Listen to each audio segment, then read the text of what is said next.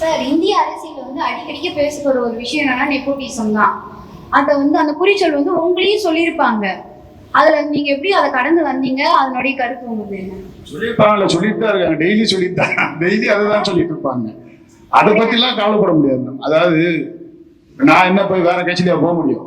அப்பா ஒரு கட்சியில, புள்ள ஒரு கட்சியில, இன்னொரு புள்ள ஒரு கட்சியில அப்படிலாம் இருக்க முடியாது. ஏன்னா கொள்கைக்காக இப்ப நம்ம நான் ஏற்கனவே சொன்னது போல சின்ன வயசுல இருந்து நான் அந்த திராவிட கொள்கை அதுலயே வளர்ந்ததுனால அதுதான் எங்களுக்கு.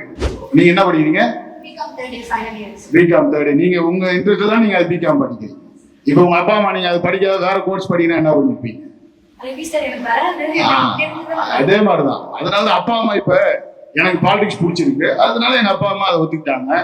சரி, அதுல நம்மள அதுல டெவலப் பண்ணி அது இன்னும் கேட்டீங்கன்னா இப்ப நான் நெப்போட்டிசம் சொல்றாங்க, பப்ளிக் தானே ஓட்டு போடுறாங்க. இப்போ நான் 2019 நான் டாக்டர் ராஜ்யசபாவை போயிட்டேன். இதே கள்ளக்குறிச்சி எலெக்ஷன்ல நின்று 2 ரூபா போய் ஓட்டு கேட்டுதான் 4 லட்சம் ஓட்டுல நான் அந்த கள்ளக்குறிச்சி எம்பி எலெக்ஷன்ல ஜெயிச்சு 5 வருஷம் எம்பி ஆகும். அது எல்லாருக்கும் சொல்லதான் செய்வாங்க.